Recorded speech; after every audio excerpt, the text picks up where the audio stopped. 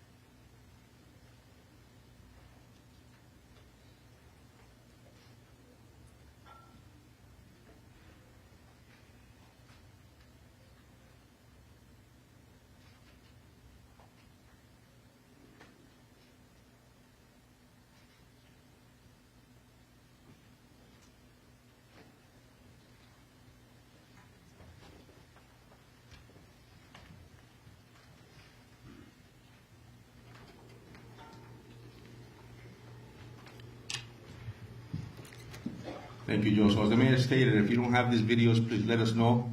And the reason we have shown these videos, there's a purpose, right? So as you can see, they're enhanced photos, there's enhanced video footage. And so we're asking the public to ensure that they can see them, they can see here that you want to focus on the body movements, the way the person moved their arms, the body posture, the way they carry their weight. I think those are important movement patterns that may help you identify this individual, which is extremely important. Another thing that we're going to ask the public is if you have any type of camera system, including Teslas, in your property. In this video that you just saw behind me, it all comes from the residential block of Waterman Avenue, Power, Ives, and Hope Street. And it's those residential areas that we're asking the public to look, if you have any camera systems or any Teslas, like I mentioned, that you look at that footage and that you can reach out to us and please provide us anything that you have. And we're asking you to go back at least a week to do that. And the reason for that is because on Saturday night, the day of, we actually learned that this individual was in that neighborhood at around 10:30 in the morning. We also know in this profession that many criminals will case out an area weeks and days prior. And so it's important for us to ensure that we can have you look at that and help us. And the reason for that is because our officers, our agents, are looking at terabytes of data. And we're looking for a moment that is shorter than somebody taking a breath. It's incredible hard work to do that. And so we're asking the public to assist us with that. The other thing is the tip center. We have been receiving hundreds of tips. However, we're about close to 200 actionable tips that we're still conducting investigations on, which is incredible and is important. Again, keep in mind that this video footage is extremely important to us. And one more thing here, that as a reminder, please remember that the number that we need you to call is 401-272-3121, as well as the link that the FBI provided, which is fbi.gov, Brown University shootings. Thank you very much. Thank you, Colonel. Now we'll hear from FBI Special Agent in Charge, Ted Dux. Thank you, Mayor. And good evening. My name is Ted Dox. I'm the Special Agent in charge of FBI Boston. On the heels of this tragedy, the strength and resilience of the people of Providence is a powerful reminder of the bonds that unite us. The men and women of the FBI, along with the law enforcement team standing before you, carry the victims with us as we work around the clock to bring the individual responsible for their injuries and deaths to justice. Today, the FBI is working with Brown University to do everything we can to provide services to those impacted by this horrific shooting. The FBI has almost 30 victim specialists, special agents, and analysts from all over the country who are here in Providence to support our survivors, the victims, and their loved ones. The FBI Victim Services Response Team is one of the many specialized FBI assets that have been deployed here to assist. The toll this type of tragedy takes on victims and their families is immeasurable, and we ask everyone to respect their privacy at this difficult time. Thank you. Thank you, Special Agent. Next, Attorney General Peter Nerona. Thank you, Mayor. I don't have a lot to add other than that from my perspective. I think the investigation in a case like this, which is a challenging one, is going really well. On the third floor of this building, there are dozens of agents, detectives, led by Providence Police, prosecutors from my office, working to put together, and what you're seeing is just a portion of what they're working on right now. So they are literally, because I have seen at least part of it, the shift changes late at night. I think Rhode Islanders should take confidence in their work. They are veterans of what they do.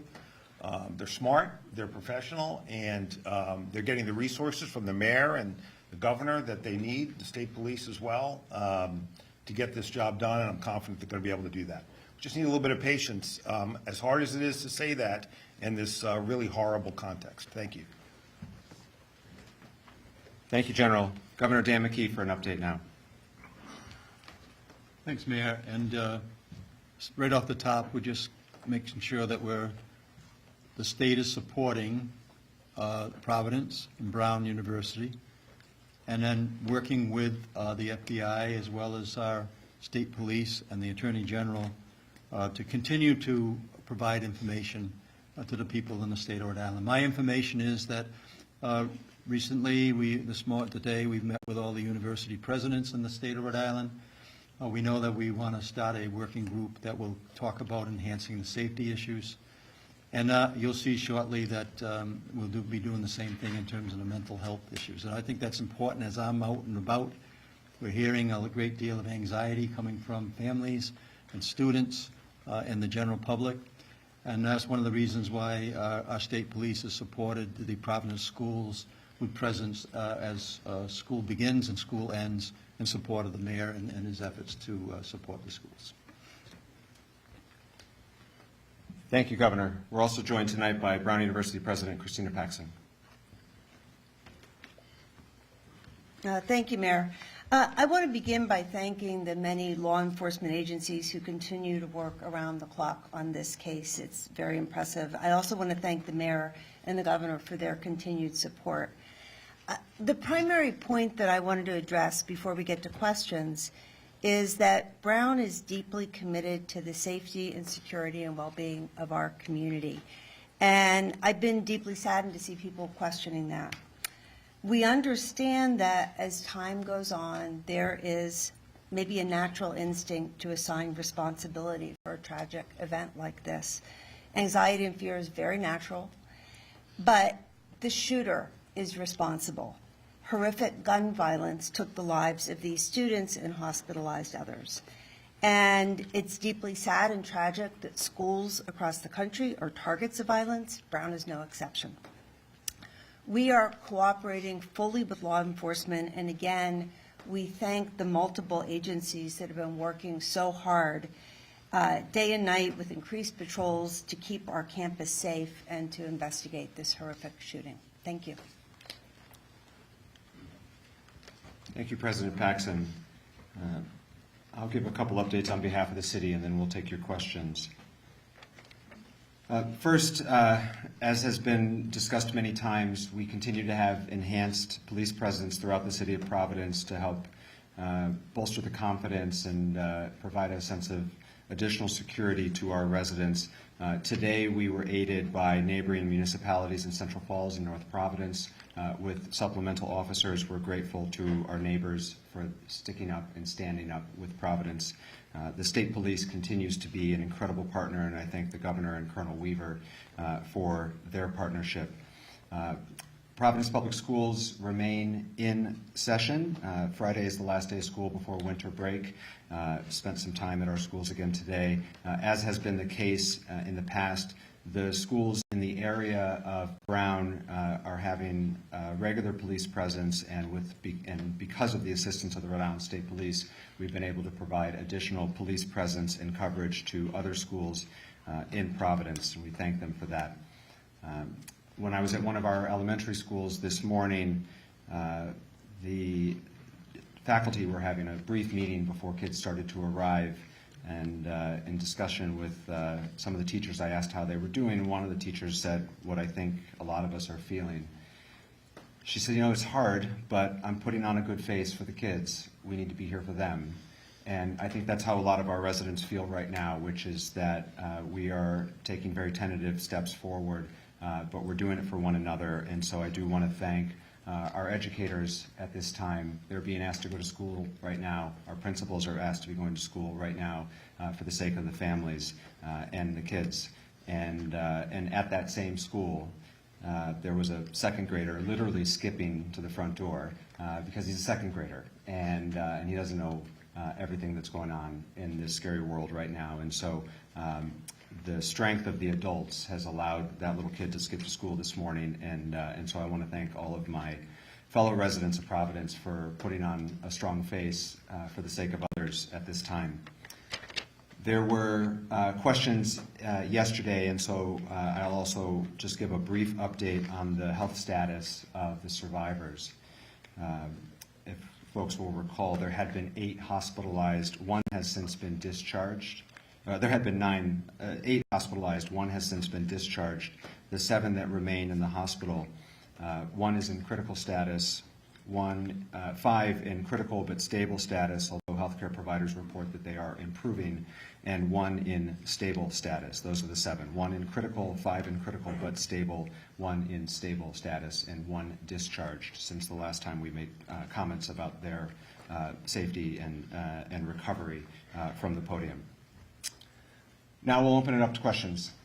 En español para el jefe de la policía, Pérez, si puede responder nuevamente, repetir un poco de estos videos, en qué áreas se están concentrando, dónde quieren que las personas vean esos videos y cuánto tiempo antes incluso quieren que reciban o revisen esos videos de vigilancia.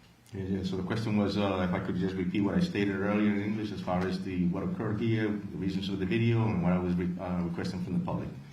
So, estamos pidiendo al público verdaderamente que el video lo que hicimos fue que lo aumentamos para que vean la manera en cómo camina la persona, cómo mueve sus brazos, los movimientos que tiene. Eso es muy importante para que de pronto nos ayuden a que ellos se identifiquen a esta persona, importantísimo. Lo segundo es que estos videos fueron tomados más que todo en una área residencial que incluye la calle Hope, la calle de la Waterman Avenue, la calle de la Power Street y la calle de la Ive Street. Entonces es importantísimo, estamos pidiendo al público que identifique si tiene sistemas de cámaras, también como vehículos de los Tesla, que tiene ese tipo de data, para que nos lo mande a nosotros, importantísimo para nosotros verificarlo y que vayan una semana atrás del incidente. Porque hay una información que tenemos que esta persona a las 10 de la mañana del sábado fue vista. Chief Ferris, you said that you believe this person was in the neighborhood at 10:30. Clarify, you believe that was at 10:30 the morning of the shooting, and what do you believe he was doing there at that time? Correct, and we have video footage of that, and we believe that he was actually casing out this area to commit the crime. That's a pattern that criminals do, and that's what he was doing. Chief, yesterday the FBI described the person that we've been seeing in these images as a suspect. Today the language seems to be person of interest. Can you clarify, do you believe that this person that we're looking at is your shooter, is your shooting suspect? Definitely, he's still a person of interest, and we're still investigating that to be able to get that answer. But we strongly believe definitely there's a suspect in the incident and a person of interest. An MIT professor died early this morning from gunshot wounds. Does that incident have any potential connection to this investigation? Now that we know of, no. In the back, sir. To ask you, yesterday we were wondering about this now that we've seen more video, again, a couple of days ago, I know you're saying 20s, so some talk about 30s, but just to help people at home, people who've seen this video, do profilers or anyone in your department have any better understanding, a closer idea on his age? And the second part of that question is, can you now confirm that he has no connection as a past student or as a past staff member at the university? So the first question, I'll tell you that the first, when it happened on Saturday night, obviously it was chaos, and there was a witness that stated that he might have been in his 30s. At this point, we're still just looking at the picture. We haven't identified ages or anything to that point. And as far as whether he's a problem student or anything, we don't have any of those answers, no. Colonel, in one of the new videos prior to the shooting, this person's interest is seen running. At this point, do you have any inkling why he's running? Where he's running to? Yeah, we're still investigating that, but we do know definitely that he was casing the area. And again, that's what criminals do prior to committing a crime. Chris. It appears that the FBI and DPO, according to what I'm looking online, it looks like they're releasing separate videos at separate times. Are you guys still coordinating, or how are we doing? We are. You got to understand that there's a lot of people upstairs, as the general stated earlier, and we're trying to ensure that we do this right job and collect the evidence and that we need, and we want to make sure that everybody has especially you guys in the public. One thing I want to make sure that the community is safe, well-informed, and stay confident in the work that we're doing. So yes, there was a video that was released, but we also were working on another video, and the purpose of this press conference is to ensure that the public can see those videos showing movements, like I stated earlier, the way a person walks, the way they carry their weight. That's the importance. And so our video, the second video that we showed was the one that we needed to show the public. Just All right, please. in terms of cameras inside and outside the engineering building, are those working at all? And if so, why not release some of those videos? So the video that we showed you came from inside the building, and that's all we had at the moment. That's all we have at this moment. Correct. Inside the engineering building, though? I'm sorry. It's from the outside of the building. From the I'm sorry. outside, so do you have video from Yes. inside the engineering Both building? inside and outside. I'm sorry, just outside. That's all we have, not inside. No. I'm sorry, just outside. Are they going to be released anytime soon, the ones from inside the building? That was released already. That was the outside of the building. We already released that. Yeah, let me just jump here and clarify, okay? So there is, for those of you who've been with us before, and I understand not all of you have been, there is video inside the building. There are cameras inside the building. What we have released to you are videos of this person of interest. So I want to be clear, because later on there may be other videos that get released in the course of a prosecution, likely will be at some point. They show things like chaos after the shooting. What they don't show is this person of interest, and so that's why we haven't released those videos, okay? What you do have are videos from a camera outside of the Brown building and other cameras from around the neighborhood that the good men and women in law enforcement located and have put together in this montage. And to your question, Chris, there are two versions of that video, but the bottom line is they, as I understand it, they depict the same thing, and number one, and number two, the agencies are working very, very well together, as I think the special agent in charge would agree. All right, so you've got a follow-up, and then we're going here. Just to clarify, there's no clear video of the suspect inside the engineering building. I just said That's correct. No, can I just ask as well, further to the surveillance footage that you have received?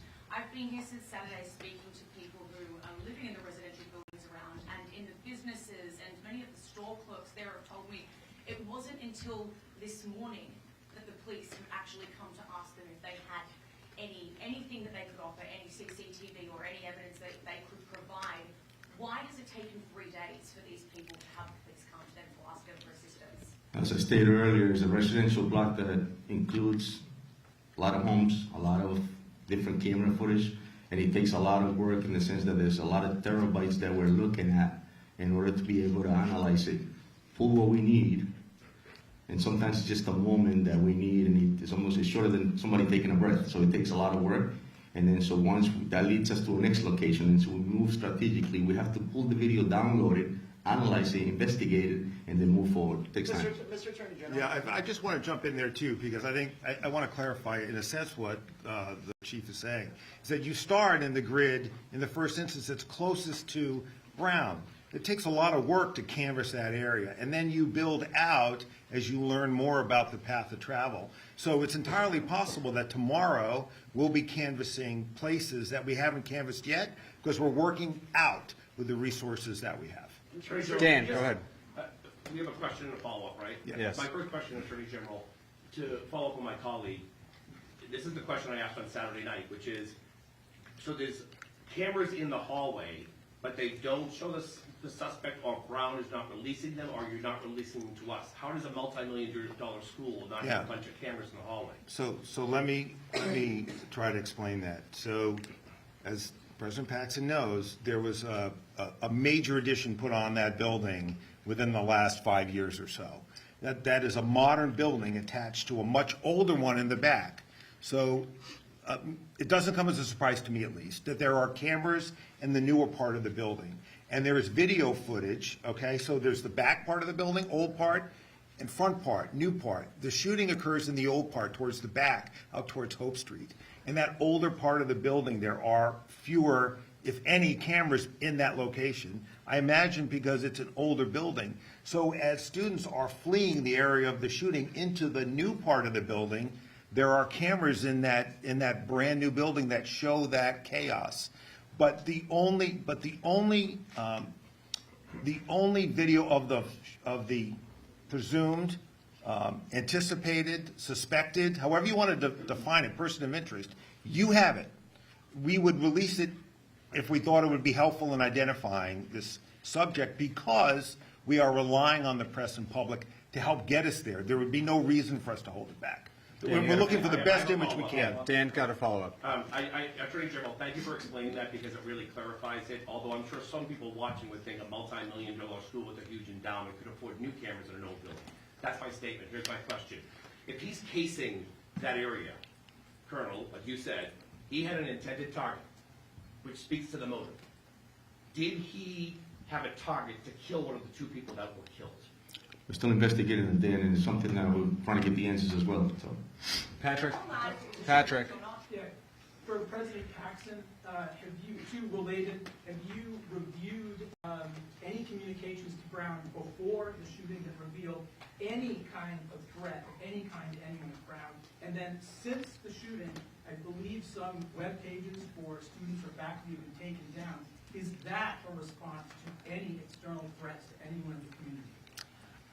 We have been working very closely with law enforcement to provide them with all of the internal to Brown information that they need to do this investigation. It's their investigation, they're the professionals. So we're providing information. We're not in the job of reviewing it for them. I know nothing about web pages being taken down as part of this. It's the first I've heard of it. In the back, yep. You want people to feel safe. Can you say this person of interest is no longer in Providence, no longer in Rhode Island, are they out of the state? Do we have any sense at all? I can't speak to the investigation, and if there's a follow-up for either the general or the colonel, I'm sure they'd be happy to answer it. But I'll restate what I've said several times now, which remains true as another day passes. Since the initial call came in at 4:05 p.m. on Saturday, we have not received, and this is now updated with another 24 hours have passed, a single credible, specific threat to the area, to the city related to this event, and as far as I know, to the state. And I know that this is a question that many people are struggling with, and it's difficult conversations that I've had with many, many of my constituents, including a very anxious parent this morning. The best information we have is that there is no credible, actionable, specific threat that has occurred since Saturday.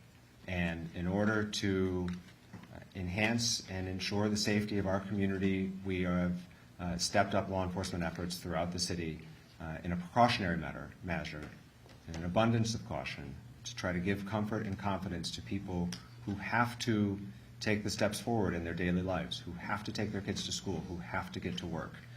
And that is the honest answer and the best answer we have at this time as the days continue to pass. Mr. Mayor, with that, can you tell us where you believe he may be? Is he in the state? Is he in the area? So that question was asked as well, so Colonel, I'll let you answer that. Yeah, we'll continue to investigate that. That's not, listen, we're looking for the same answers as the mayor stated. We haven't really received any credible info as far as any other calls of that nature, but I'll tell you that we have enhanced our presence in a part of the city, and we're using every resource we have, and every call that comes in, we're responding to it immediately. Pat. Are you working with any neighboring states? It's Pat, so we're working our way across the room here. Pat. Pat Ford, Coalition Radio. In a case involving a hit-and-run accident in the vicinity of Brown University that was litigated by the Office of Attorney General Nerone in 2023, Brown University Police Detective John Remka stated that the university maintains several thousand video surveillance cameras and license plate readers on Brown University campus and surrounding campus. Now, this is in addition, obviously, to the Providence Police Data Center. Attorney General Nerone, your department litigated that case, ostensibly giving your department a thorough understanding of the landscape. Why isn't there more video or metadata, and were those cameras all operational?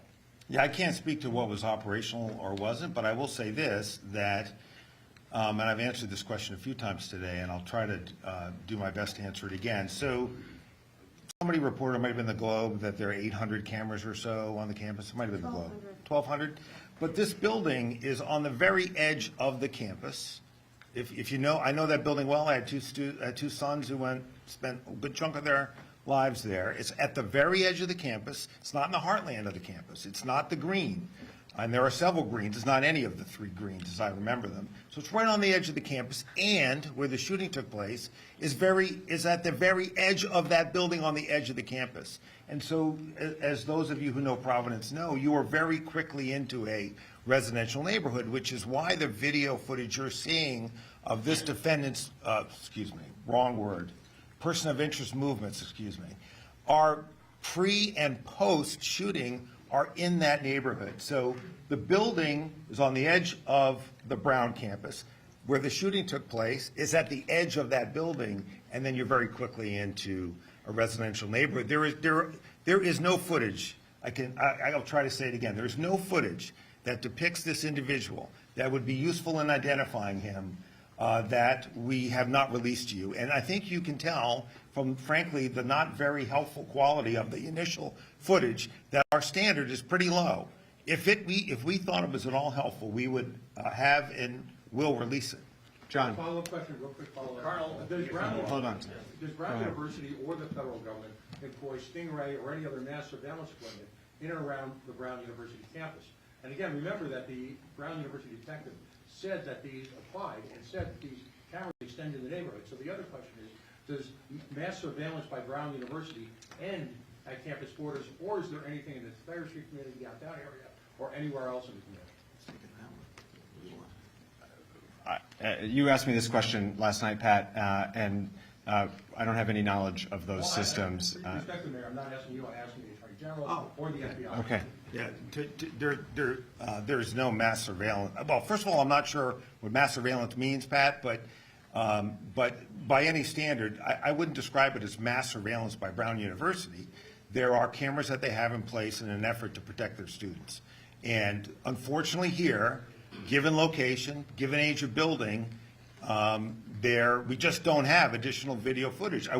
Trust me, I wish we did, but we don't, and so we're doing everything we can to find additional footage from the neighborhoods, reinvent his path of travel, and continue to canvass for either people who may have seen him, encountered him, or who have video evidence that could supplement what you already have. John. I have a question for Agent Docs of the FBI.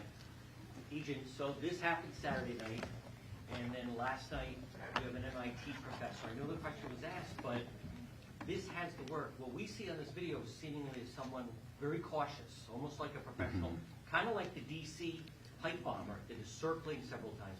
Right. What information do you have? That MIT Jewish professor in Brookline was basically executed. Do you have any intelligence how that person was operating that? You know, it's interesting. The Colonel Noble reached out to me very early. Their lead on that particular incident. He made sure that if there's any intelligence, any information in which is connected to what we have here, that they would share that. At this time, there seems to be no connection as it relates to that particular incident. What, as a FBI agent follow, what do you see in that individual who's walking? For example, he's walking with his arms behind his back. And I've seen people talk about that's not like a young kid on a campus. That scene where he's, walking, that's something more either European or Middle Eastern. What do you see so far in this video that we see of the suspect or person of interest? I think the colonel articulated in a sense what they see. I say from an FBI perspective, we have individuals that can hypothesize on that, our behavioral analysis unit, and those type of individuals. I will say I would be, I think, getting a little ahead of things if I give you kind of an inference of what I see in that particular behavior. It can mean a lot of things, to be truly transparent with you, and to get into the mind of an individual that would commit such a heinous act. That's a place in which I don't want to go right now. I'm not sure what was going on in that particular individual's head at that But you would time. agree, John, that's it. this individual seems very calm. Brian in the back. President Paxton, clearly, as you stated, the shooter is to blame, but you're hearing a lot of questions about the lack of cameras. You mentioned you've heard some of the criticism. What is your response to parents as well who said they pay a lot of money for their kids to go to Brown? They're questioning the cameras, why the sirens didn't go off. Do you believe that Brown had the precautions and safety measures in place before the shooting that were appropriate and necessary? I do. And in fact, I'm glad you mentioned the sirens because I think there's been some misinformation about that. We have two security systems that we can activate in time of an emergency. One is a system that sends out text messages, phone calls, emails, and it was activated within minutes of the incident. Those messages went out to 20,000 individuals, so all alerts. We also have a system of sirens. There are 3 sirens placed across campus. Those get activated when there is a broad-scale emergency and we want people to rush into buildings. In the case of an active shooter, activating that system could have caused people to rush into Barris and Hawley. So that's not a system that we would ever use in the case of an active shooter. So. Just to follow up, it does say on the website when it was launched that it is for active shooters. It depends on the circumstances and where the active shooter would be, but you don't want to ever get people rushing into buildings that might be the site of an active shooting. That's it. That's my understanding. Go ahead, sir. Do you have any evidence that suggests that the victim, Ella Cook, may have been targeted? No, not at this point. Yeah, agreed. Question over here. You mentioned you have over 200 kids. Miss, we're working our way across. I'm sorry. Let's go ahead, Tom. Attorney John Morono, what are the characteristics of the guy in the first video that makes you believe that he's also the same guy in the video that was released yesterday, and then a follow-up for President Paxton? Yeah, look, I think that that is an analysis that has been done by the agents and the detectives.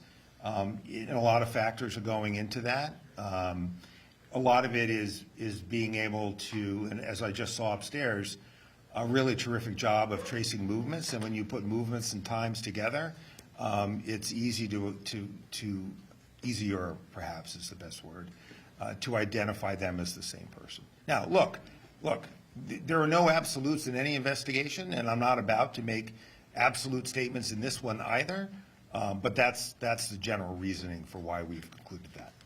Okay, just a follow-up to President Paxton. Right now, school break is pretty much underway for a lot of the university students.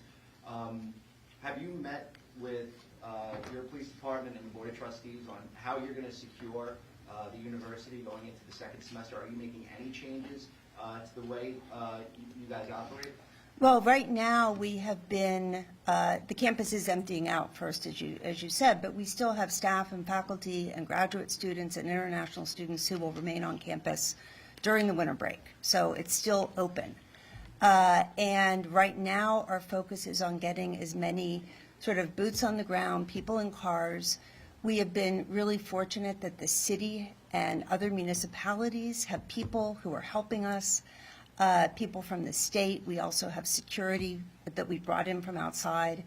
I think over 60 people today were patrolling the campus. I was on campus walking around, and I couldn't turn around without seeing a security person. So we will continue that for as long as we think it's necessary. And right now, the campus feels very secure. So no Thank you. changes. Steve, I'm sorry, I missed you earlier. That's okay. if someone were, Providence resident were to see someone who matched the description of the person of interest, how would they be sure that they weren't dealing with a federal ICE agent? The tip line that we've been providing throughout the last several days, 401-272-3121, that call comes in here and is answered in this building with Providence police professionals and our partners at the FBI. That is who's manning the phones, that is who's processing the tips, and we are encouraging anybody who has relevant information to please use that tip line, and they should know that that's who's on the other end of the phone. And again, if you have relevant information or information that you think might help us with this investigation, we encourage you to call. Are there anything that can be differentiated between this person and an ICE agent who would be matched up walking through town and not be approached by the police in the same way that this person was? Again, we've worked really hard to build the trust of our community here in Providence, and I'm telling you that that phone number, 401-272-3121, rings in this building and is answered by Providence Police and or FBI. Those are the agencies that are processing, running down, and investigating any relevant information, and we urge folks, if you have relevant information, to please use that phone number. Luke? For the Colonel, do you have any indication as to whether all the interviews of the students in the classroom are completed? Is there any through line that you glean from those interviews? No, we're still conducting those interviews as we speak. Go ahead, please. You mentioned that you have no idea if the shooter is still in the area. Have you been working with any law enforcement agencies in other states that are nearby? Yes, we're working with every municipality here in the state of Rhode Island, and obviously every Massachusetts. Obviously we have conversations with them as well, but majority of the law enforcement that we're working with right now is our own, nearby municipalities, the Rhode Island State Police, and every agency that you can think of, federal agency in this building. We're in conversations with them, but no, they're not here now. Amanda, if I could just jump in here, what's really critical first is that we identify who the person is. Once we identify who this person is, I believe we'll be able to locate him. It's very hard to hide in this country. But until you have a name, which is why we're working so hard to identify him, it's not particularly productive to reach out to law enforcement across the country as to who you're looking for, because we don't yet know who we're looking for. So that's why we have to identify the person. Once we've identified him, we'll know more information about where he's from and who his friends are and where he might go. So those are the things that we can do once we have an identification of this person. And that's why the team now is laser focused on identifying who this person is in this video. Amanda. I have some questions for the chief. Yes. The chief. Amanda. Just following up on another question that was just asked, I'm glad to hear that some of the students are beginning to recover. How many of the students who were inside that building and also outside have detectives been able to interview, and have they elaborated on anything that this man said?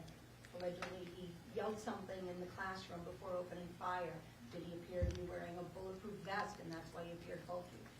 It's a good amount of interviews that have been conducted. We have re-interviewed several people. And so I just want to tell you that's part of the investigation right now. We'll continue to investigate, and we'll continue to speak with them. And like the general stated, listen, we're just trying to build the case here and make sure that we can move forward and continue the progress as we're doing. But the interviews are still being conducted. But Chief, they haven't elaborated. Chief, they haven't elaborated exactly on what this man, if he did say anything, what he was yelling. Yeah, no, I don't have that info now. Straight back, sir. What do we know about the path of the shooter as they left Ferris and Holly, and where did we lose sight of them? So his movements were all in that residential block that I mentioned, between Waterman Avenue, Howard Street, I Street, Hope Street. It's all that block. The whole residential block that I just mentioned is where his movements were. And then obviously that's where we lose some sight of him somewhere around Governor Street. Is this after the shooting, Chief? In the back there. Correct. To that point, at any point, will there be kind of like a map put out as to which cameras you're seeing him on to kind of give an idea to the public of maybe my camera's there, maybe my Tesla's there, like you said? Correct. Great point. And something that we talked about just before I came down here to be able to release that map as well. Alex. know how many shots have been fired yet? Can you tell us that? So in our forensics unit, and obviously with the FBI as well, they're all there, and there was several rounds that were fired inside the building. And just another follow, the image today of the person of interest, they have a satchel. Is it known if there were additional weapons in there or magazines of some kind? No, that's all we know, that it was just that one weapon that I mentioned the other day. Go ahead. Yeah, this might be a question either for President Paxson or the Colonel here. I wanted to follow up on the scrubbed internet pages that were mentioned. There's a lot of misinformation out there. There's been a lot of speculation about what those scrub pages might mean. Can you help fact check, give us some information today about what the scrubbed individuals, about one very particular individual, does that have any connection to do with the shooting? As I said before, I have no knowledge of any scrubbed pages.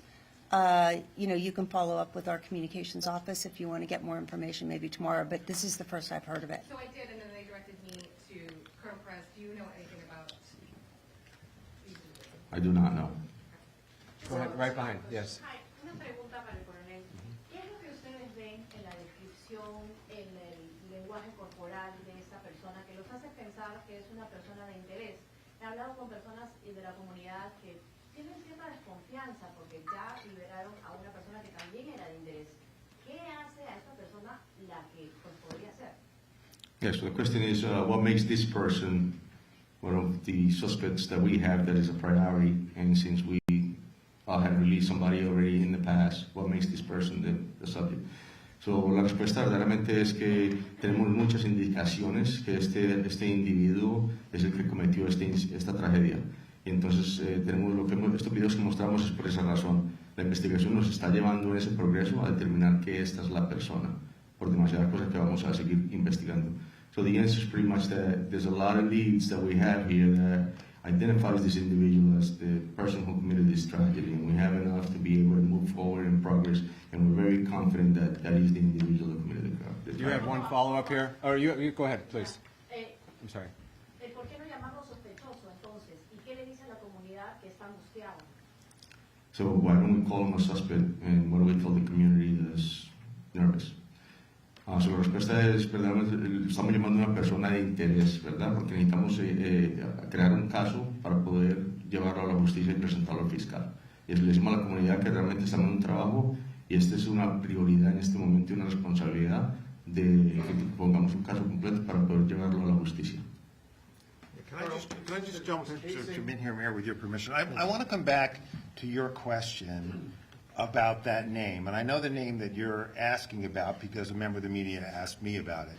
I am familiar with it. I wasn't familiar with it when the media member asked me about it. I think it was either CBS or NBC. I asked my team about it. And I think this is an area where caution is really necessary. There are lots of reasons why a page might be taken down, particularly if there's chatter out there about, to your question, Amanda, about words that were spoken. It's easy to jump from someone saying words that were spoken to what those words are, to a particular name that reflects a motive targeting a particular person. That's a really dangerous road to go down. Really dangerous. If that name meant anything to this investigation, we would be out looking for that person. We would let you know we were looking for that person. You know, again, I think it's just a really dangerous road to go down. I know that in today's age, there are lots of things that people read into things. It's just a dangerous thing to do. And I would leave it to us to identify persons of interest and let us run them down. What the public can do for us today is help us figure out who this guy is. And we hope to have more information out that will help you do that, help us do that. You have a follow-up here. I do.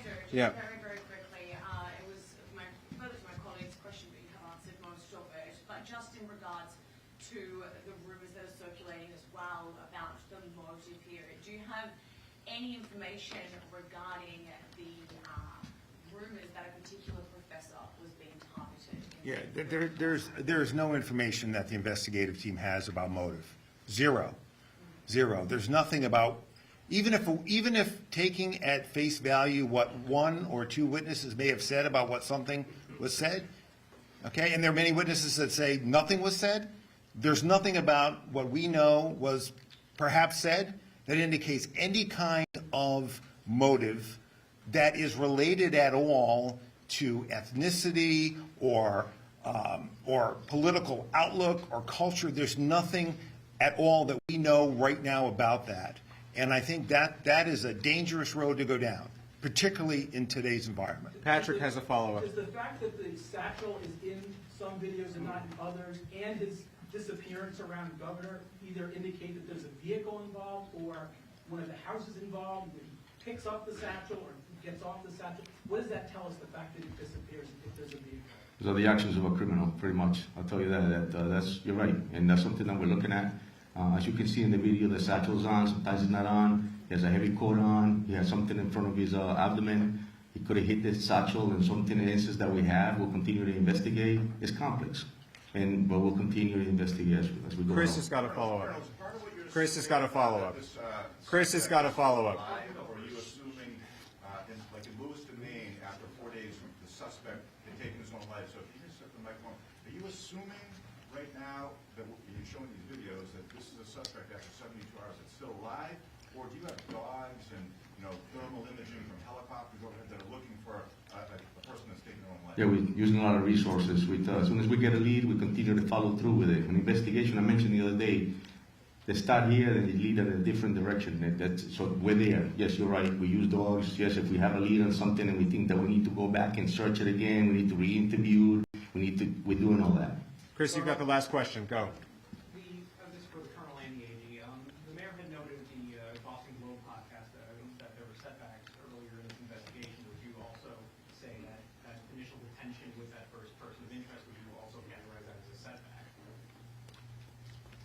Well, the mayor and I agree on nearly everything, but we look at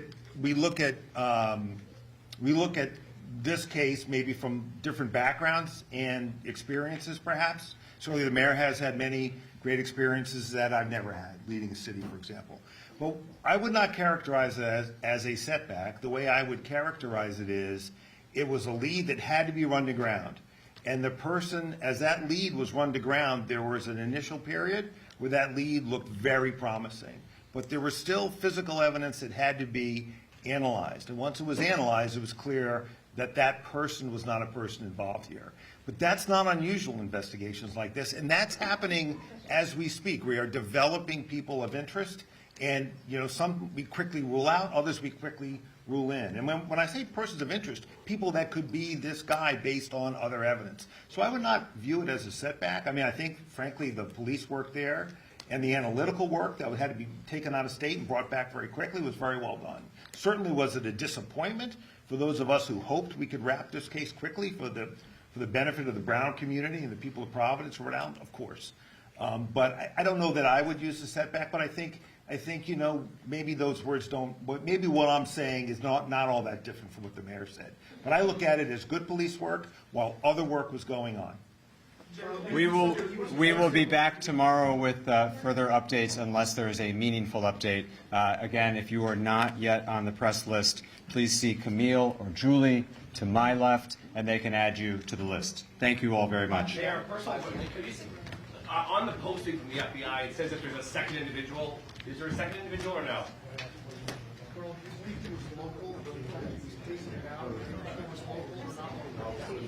Yeah.